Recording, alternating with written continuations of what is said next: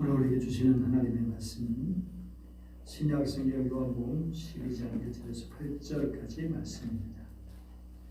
요한복음 12장 1절에서 8절까지 말씀 교독해서 읽겠습니다.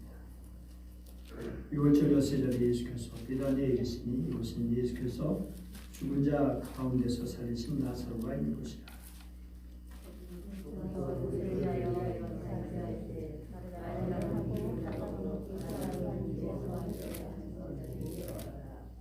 마리아는 지키 비싼 향유고 순전한 나를 한 견을 가져다가 예수의 발에 붓고 자기 머리털로 그의 발을 닦으니 향유 냄새가 집에 가득하더라.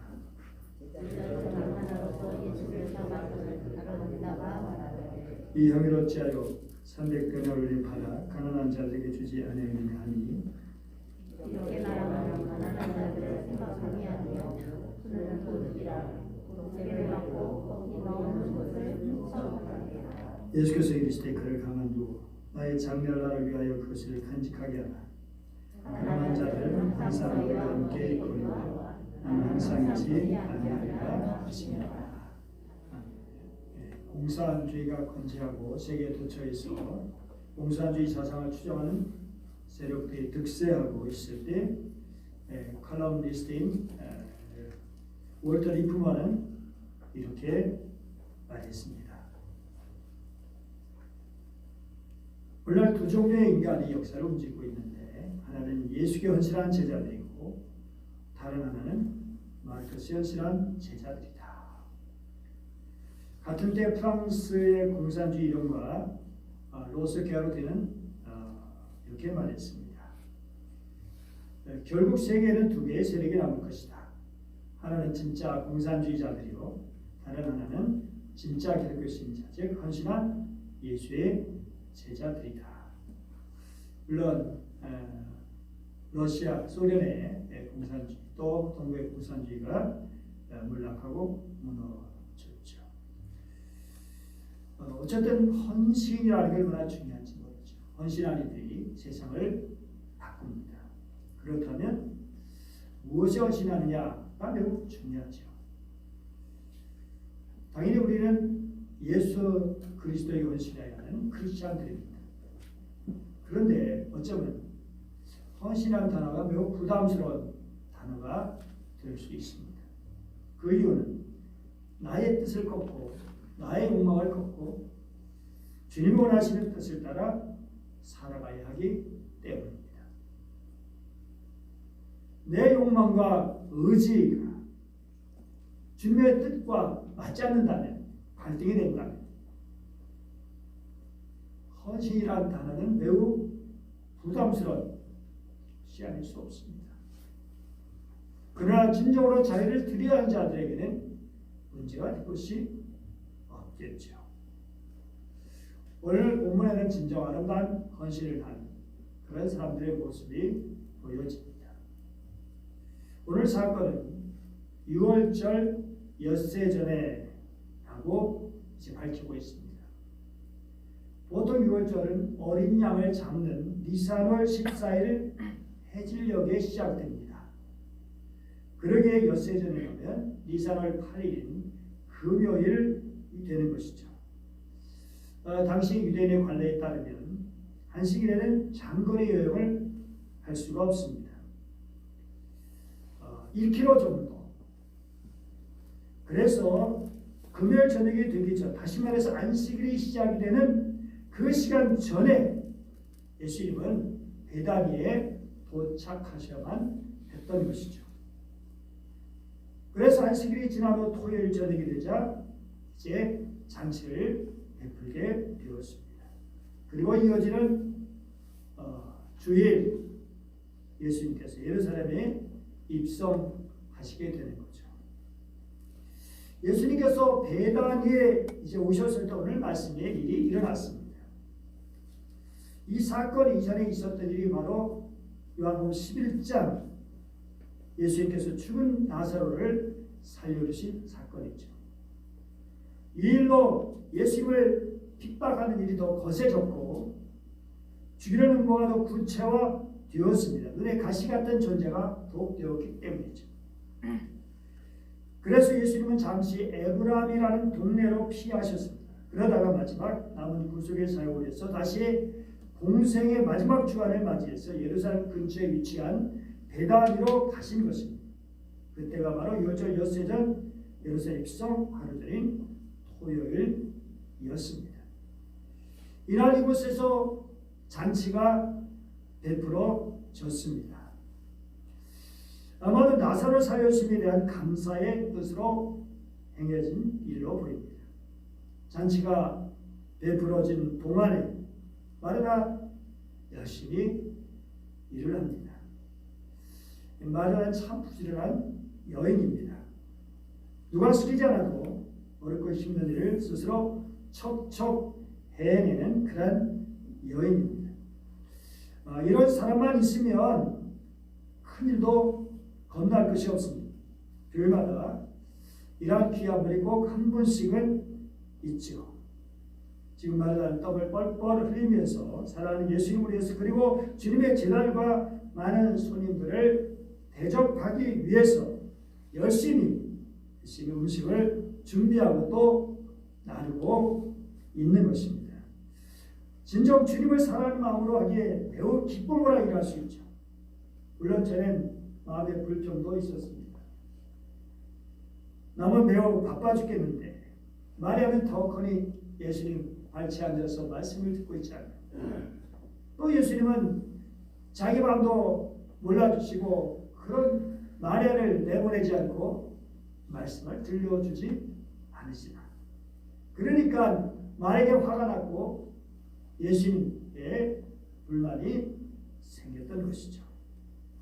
하지만 시간이 지남에 따라서 이제는 여전히 마리아는 자기를 도와주지 않고 있을지라도 마르다는 묵묵히 부엌에서 자신의 맡은 일을 섬기고 있었습니다. 그리고 이제 병이 들었다가 이제 예수님 때문에 살아난 나사로는 예수님과 함께 앉아 있습니다. 이를 통해서 나사로는 은연중에 죽은 자를 살리신 예수님을 드러내고 있었던 것이죠.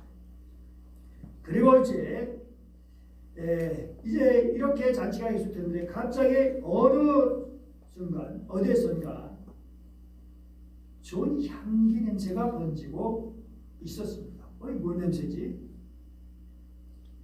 그 이유를 3절은 밝히고 있죠. 마리아는 지기 비싼 향유고 순전한 나드 한 가를 가져다가 예수의 발에 붓고 자기 머리털로 그의 발을 닦은 향유 냄새가 지대 가득하더라. 그 향유는 인도에서 나는 향유였습니다. 그러니 멀리서 가져온 대단히 소중한 향유였던 것이죠. 마크레이는 이런 향유는 노동자의 1년 품삯에 해당하는 액수라고 그렇게 말하고 있습니다. 그러니까 오늘 우리 돈으로 몇 천만 원이죠. 몇 천만 원. 그래서 보통은 자기 집에 온 손님에게 향유 한 방울 떨어뜨리고 말고 충분한 예를 갖추는 그런 것이 되던 시절이었는데 마리아는 아예 옥합을 깨뜨려서 주님께 다 부어드렸다는 것입니다. 그리고 자기 머리털로 그 말까지 닦아드렸다는 거죠. 그런데 문제가 생겼습니다. 이런 때문에 화를 내고 비난하는 소리가 들리게 되었습니다. 마리아의 이런 행동에 그렇게 반응을 보인 사람들, 마태복음 26장 8절 보면 제자들이라고 되어 있고요. 마태복음 14장 4절 보니까 어떤 사람들이라고 그렇게 말하고 있습니다. 그러니까 제자들이 마음이 불편했다는 것이죠. 그런데 요한복음은 제자 중 하나로서 예수를 잡아줄 가룟유다다 이렇게 언급하고 있습니다. 이 가룟유다가 말하는 것 들어보세요. 이 향유를 어찌하여 300데나리온에 팔아 가난한 자들에게 주지 아니하였느냐. 이 말만 들어보면 가룟유다를 그러니까 가난한 이들을 많이 생각하는 의로운 사람으로 생각할 수가 있습니다. 사실 기독교가 로마 제국 내에 수많은 종교를 제치고 우뚝 설 수 있었던 이유가 있었죠. 물론 당연히 예수님의 그 귀한 십자가 보혈의 사유겠죠. 그 교리가 있지만, 그러나 또 다른 이유가 있었던 것이죠. 그리스도의 사유학 및 비교전과 로더니스타 그 교수가 기독교의 발행이라고 하는 그런 책에서 그 원인을 밝혔습니다. 이번엔 기독교인이 아니었기 때문에 더 공신력을 갖고 있는 책이기도 합니다. 그 책을 보면 당시 여성들은 여러모로 차별을 받았을 뿐 아니라 남자의 재산의 일부로 여겨졌는데, 기독교는 이렇게 취급받는 여성들을 우대해서 남녀가 비교적 동등하게 존중받고 있었고, 또 많은 이제 기독교 집사들이 여성으로서, 그 당시 집사는 서리 집사는 없었어요. 그때는 어쨌든 그렇게 전도와 선교의 열심히는 직분을 맡았고요. 이 여성 신자들 중에서 로마 사회 귀족층이나 고위층 부인들도 많이 있었는데, 이들의 이교도인 남편을 적극적으로 전도해서 개종하게 했다는 것입니다. 또 불륜이 많았던 그러한 시대에 기독교는 가정을 중시하고 일처제를 분명히 하고, 출산율 증가, 영아 사례 유기가 많았던 시대에 낙태 금지, 영아 사례를 금지하는 그런 일을 이렇게 했던 거죠.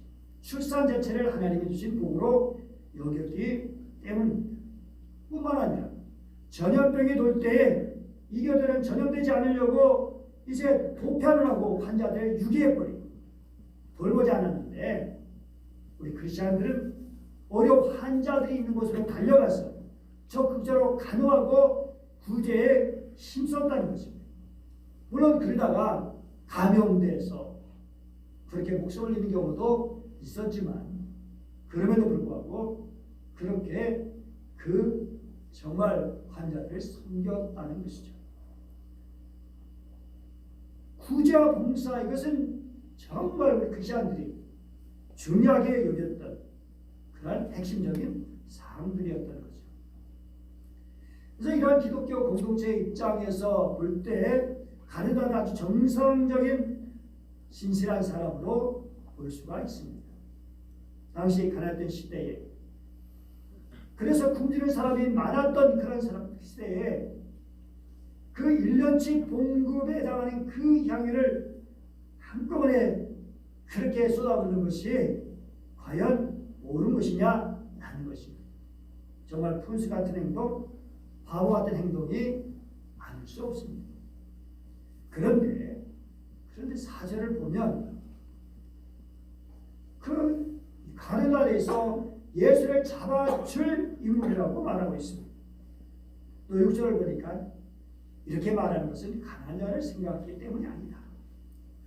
도둑이라 돈깨를 밟고 부리는 것을 훔쳐가리라. 그래서 이 가르다의 정체성에 대해서 분명히 말하고 있습니다. 이렇게 보면 정말 순수한 마음으로 바보같이 보일 정도로 주님께 바쳤던 마리아의 모습과 세속적인 욕심으로 가득해서 자기 유익을 구하면서도 겉으로는 의로운 척 그렇게 보였던 가르다, 두 사람이 선명하게 대조되는 그런 본문입니다. 이 마태복음과 마가복음을 보면 이 한 여자가 이름도 나오지 않아요. 거기서는 왜 각진 향유를 이제 어떻게 하냐면 예수의 머리에 부었다 이렇게 되어 있어요. 마가복음 14장 3절도 마찬가지죠. 옥합을 깨뜨려 예수의 머리에 부었다. 그런데 사도 요한은 어떻게 했냐? 지극히 비싼 향유를 어디에? 예수의 발에 부었다라고 그렇게 기록하고 있습니다.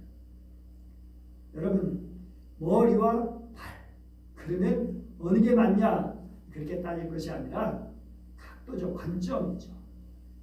이 마리아는 분명 예수의 머리를 부고 그리고 다리도 부었을 것입니다. 그러면서 이 사도 요한은 이 여성이 발에 붓고 발을부터 씻었던 그 헌신의 깊은 모습을 생생하게 보여주고 있는 것이죠. 그래서 온 집의 향유가 가득하게 되었던 것입니다. 그러면 마리아는 왜 그런 분수 같은 행동을 하는 것일까? 왜 병을 깨뜨려 통째로 다 부어드리면서 그것도 모자라서 자기 머리털로 주님의 발을 씻어 드린 것일까요? 여러분, 성경을 보면 예수님은 마리아가 씻어드린 그 발을 가지고 이 마리아의 집에 마리아 나사로 집으로 찾아오셔서 특별히 마리아에게 생명의 말씀을 들려주셨습니다. 또한 그 발로 죽은 자의 나으리라 되었던 자기 오라비 나사로 무덤까지 찾아주셔서 다시 살려주셨습니다. 물론 주님은 이후에 십자가를 지시고 그 발로 골고다의 언덕에 오르시고 그 발에 십자가의 옷을 벗겨 죽으신 것이죠. 여러분, 나사로가 얼마나 중요한 인물입니까? 이 가정에. 성경에 보면 나사로의 부인도 없고 또 마르다나 마리아의 남편이 기록된 것이 없습니다. 결국 우리가 보면 다 미혼들이 그런 것으로 생각하게 합니다. 그러니까 나사로의 집의 가장 역할입니다. 당시 여자들은 가장이 없다면 어떻게 살아? 막막한 거예요. 그래서 이삭을 죽어서 그렇게 살아가야 되고 아니면 몸을 팔아서 살아가야 되는 그런 시절이었습니다. 그런데 주님이 그런 나사로를 살려주신 거예요. 은혜의 말씀을 들려주신 것도 감사하고 가장 나사로 살려주신 것도 감사하고 그래서 정말 감사한 마음으로 향유를 머리에 그리고 그 발에 부어드리고 그거를 씻겨 드리게 되었던 거죠. 예수님 이 사실을 보면서 예수님 어떻게 반응하셨는가? 마태복음 26장 10절 보니까 그가 내게 좋은 일을 하였느니라. 이 좋은 선한 헬라어로 보면 두 가지 단어가 있는데 아가도스가 있고 칼로스가 있는데 특별히 아가도스는 물론 이제 선한 것이지만 멋이 있을 수 없는 멋이 이제 없을 수 있는 그런 모습, 그냥 일반적으로 쓰이는 그런 모습이죠. 그러나 칼로스라고 하는 그런 단어는 아름답고 사랑스럽고 기분이 좋고 선한 것입니다. 그러니까 주님이 어떻게 이 여인의 행한 일을 받아들이셨는가를 그 단어를 통해서도 얼마든지 느낄 수가 있는 것이죠. 그런데 그녀가 이렇게 하는 것은 비단 오라버니 일 때문만은 아니었다는 것이죠. 그런데 비난이 있었을 때 예수님의 말씀, 예수께서 이르시되 그를 가만두어 나의 장래할 날을 위하여 그것을 간직하게 하라. 표준 세번에 보니까 그대로 두라. 그는 나의 장래 날에 쓰려고 간직한 것을 쓴 것이다 라고 그렇게 말씀하셨어요. 아마 주님은 너는 알고 있구나. 너만은 나의 죽음과 장사를 알고 있구나. 너는 나의 죽음과 장사되는 일을 해주는구나. 그렇게 여겨주셨다는 것이죠. 많은 학자들은 마리아의 일이 뭐 알고 있겠어요. 그냥 무식중에 했지라고 생각합니다. 그러나 미루어 짐작해보면 마리아는 예수님의 그렇게 별세하실 것을 아는 것이 아닐까라고 충분히 생각할 수 있습니다. 그러니까 주님이 또 그렇게 말씀하셨겠죠. 그럼 알았다면 언제 알았을까? 요한 10장 39절 예수님의 발치 아래 앉아서 그의 말씀을 들었다는 거죠. 주님의 말씀을 들었을 때 그 말씀을 통해서 사실은 예수님 여러 차례 말씀하셨어요. 제자들에게. 내가 예루살렘 올라가서 그렇게 장로와 제사들 바리새인들에게 죽임을 당하고 제3일에 다시 살아날 것이다. 3차례 말씀하셨죠. 그러니 주님은 마리아에게도 그 말씀을 하실 수 있는 거죠. 그런데 정말 이렇게 주님의 그 장사, 죽음에 대해서 생각했던 그런 마리아. 그래서 그 머리는 우리의 가시가 쑤신 그 머리잖아요. 그 말은 우리의 십자가를 지시고 골고다 언덕에 오르실 그 말이잖아요. 그래서 그 머리에 그리고 그 발에 향유를 부어 드리고 특별히 그 발을 닦아 드렸던 것입니다. 여러분, 이제 중요한 것은 우리는 어떻게 어떤 유혹을 깨뜨릴 수 있는가라고 하는 것입니다. 마리아가 됐다는 것으로 끝나는 건 별 의미가 없습니다. 오늘 우리가 어떤 겁을 깨뜨릴 수 있느냐라는 거죠. 무엇보다 내 마음의 옥합이 깨뜨려져야죠. 마음이 끼어질 때 눈물이 쏟아질 수 있어요. 마리아는 예수님의 발치에서 주님의 말씀을 통해서 자신의 오라비 나사로 살려줄 때도 마찬가지로 정말 감사의 눈물이 있었을 겁니다. 성경에 유유히 흐르고 있는 그러한 생명의 역사는 눈물로 재단을 적시는 사건입니다. 다윗 내가 탄식함으로 피곤해 밤마다 눈물로 내 침상을 띄우고 내 영혼을 적신한다. 악을 행한 너희는 다 날 떠나라. 여호와께서 내 울음소리를 들으셨도다. 시편 56편 8절 나의 병을 주께서 계수하셨으니 나의 눈물을 주의 병에 담으소서. 주의 병, 눈물을 주의 병에 담으라는 무슨 말일까요? 내 눈물을 기억해달라는 것이죠. 내 눈물을, 내 간절한, 내 통한 마음, 내 절실한 마음, 내 주님을 사모하는 마음, 이런 마음을 이렇게 이 세상에서 고난당하면서 흘리는 그런 눈물들 주님이 기억해 주시옵소서. 그렇게 흘린 눈물 주님께서 어떻게 보셨을까요? 죄를 회개하면서 흘리는 애통의 눈물 주님이 어떻게 보십니까? 그냥 쉽게 지나치게 보내신가요? 아니, 그 눈물을 주님은 깊이 보시고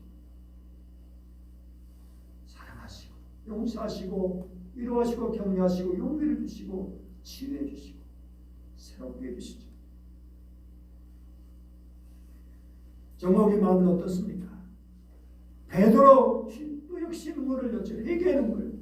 자기가 얼마나 주님 앞에 무슨 짓을 저질렀는지 세 번씩이나 회개한테 통곡하면서 그렇게 눈물을 흘렸고 사도 바울도 그렇게 목양하면서 눈물을 흘렸고 뿐만 아니라 그렇게 정말 민족을 생각하면서 눈물을 흘렸다는 것을 볼 수 있어요.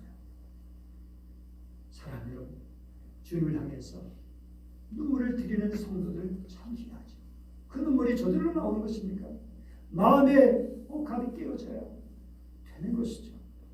애통에 있어야 진정 주님에 대한 그 뜨거운 사랑이 있어야 이웃과 형제들의 어려움을 바라보고 그 아픔에 정말 동감하는 그런 마음이 있어야 가능한 것이죠.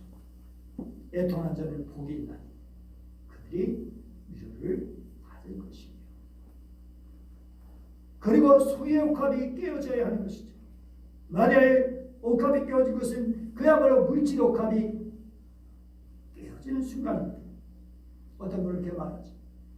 여인들은 결혼 자금을 위해서 그것을 마련하는 것이다. 그렇죠. 몇 천만 원 결혼을 위해서. 요즘은 너무 작지만 어쨌든 그 당시 그거 하나만 해도 되니. 그런데 그걸 아낌없이 바쳤다는 것입니다. 여러분은 정말 그렇게 하나님을 위해서 옷감을 깨뜨려 본 적이 얼마나 됩니까? 그동안 모은 적금을 하나님께 드려본 적이, 그동안 내가 소중하게 간직했던 것을 그렇게 드렸던 그 일이 얼마입니까? 어느 정치인 얘기 들어보니까 누구라고 밝힐 수는 없지만 정말 누가 어려워서 요청했을 때 자기 전세자금 올려주려고 했던 그것을 그렇게 어려움을 동하는 사람에게 줬다는 얘기를 볼 수 있습니다. 그 부인도 대단하죠. 그게 동의해줘. 그 어려울 때.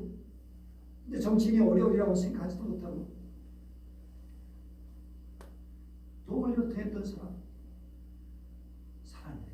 거기에 울림이 있고 감동이 있고 특별히 주님의 이름으로 그렇게 할 때. 그래서 정말 존 웨슬리 같은 사람은 나는 너의 돈 지갑이 회개하기까지는 내 회개를 믿지 않는다고 말하기까지 했습니다. 여러분의 돈 지갑은 어떻습니까? 닫혀 있습니까? 이웃을 향해서, 주님을 향해서, 주님을 위해서. 여러분 지갑 얼마나 열려 있습니까? 여러분 계속해서 닫는다면 물질은 계속 쌓일지는 모르지만 할 나일은 쌓아질 것이 없는 것이죠. 그러면 나중에 주님 앞에 섰을 때 얼마나 초라하고 얼마나 부끄럽고 죽음에 가도 들어가고 싶은 심정이 되지 않을까요? 내 보물이 있는 그곳에 내 마음도 있으리라. 주님, 내 보물이 어디 있습니까? 하늘에 내 보물이 있다면 주님을 위해서 정말 주님 기뻐하시기를 위해서 이 보물을 하나님께 드렸다면 내 마음이 거기에 있는 것입니다. 그러나 내 욕심을 해서 내 유익을 위해서만 내 안위를 위해서만 사용한다면 내 마음은 여전히 거기에 머물러 있고 주님과는 상관이 없는 그런 심령이 될 수 있는 것입니다. 사람이라면 옥합을 깨뜨린 이 마리아 지금도 기록되고 있습니다. 처음에는 마태복음, 마가복음 이름도 기록되어 있지 않았습니다.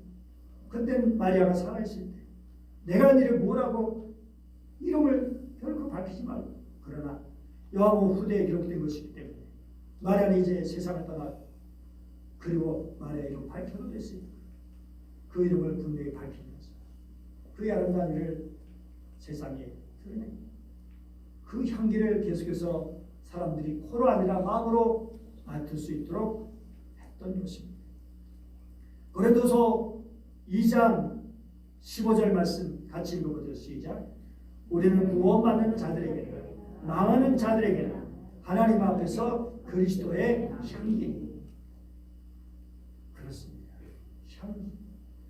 어떤 사람들은 썩은 냄새 드러냅니다. 그건 그리스도의 향기가 아니죠. 사망의 향기, 세상의 향기죠. 그러면 그리스도의 향기, 아름다운 생명의 향기, 소망과 사랑과 정말 기쁨의 향기를 드러낼 수 있는 그런 뜻입니다. 가느다니 그야말로 악취를 풍기는 그런 인생이었습니다. 초대 교부 이그나티우스는 이렇게 말했습니다. 주님의 머리에 기름을 붓게 하신 것은 교회에 썩지 않음을 가져다 주기 위함이다. 악취나는 기름을 교회에 바르지 말라. 정말 악취나는 기름, 그거를 바르면 어떻게 됩니까? 교회가 냄새나고 세상에 지탄을 받고 저롱받고 얼마나 많이 교회에 악취나는 냄새를, 악취나는 기름을 붓고 있는 사람들이 얼마나 많은지, 그게 결코 우리가 되지 않기를 바랍니다. 마리아가 예수님의 머리에 기름 부은 것은 앞으로도 교회가 썩지 않도록, 교회가 향기나는 교회로, 성도들이 향기나는 성도로 살아가는 예언 같은 행동이라는 것입니다. 여러분 진심으로 주님께 헌신하면 내 영혼이 풍성한 은혜와 기쁨이 있어요. 이 지갑이 닫혀 있다는 것은 그런 기쁨을 모른다는 거예요. 정말 주님께 드렸을 때 제가 제일 아직도 기억나는 것은 첫 번 11절을 드렸을 때 얼마나 기뻤는지 몰라요. 직장 다녔어요. 1977년 첫 월급 67,500원 받고 거기다 11절을 드렸을 때 정말 기쁘더라고요. 이 드리는 기쁨이 참이라는 것입니다. 주님의 은혜가 있어요. 드릴 수 있는 게 은혜예요. 그래서 내가 드리는 것이 아니라 드릴 수 있도록 하신 은혜에 감사하죠. 물질을 주신 것도 감사하고. 사랑하는 여러분, 오늘 주보의 시는 기하드리겠습니다. 마포구에 위치한 양화진에 불모지가 뜯은 조상 땅에 복음을 전하다가 하나님의 품에 안긴 영혼들이 잠들어 있습니다.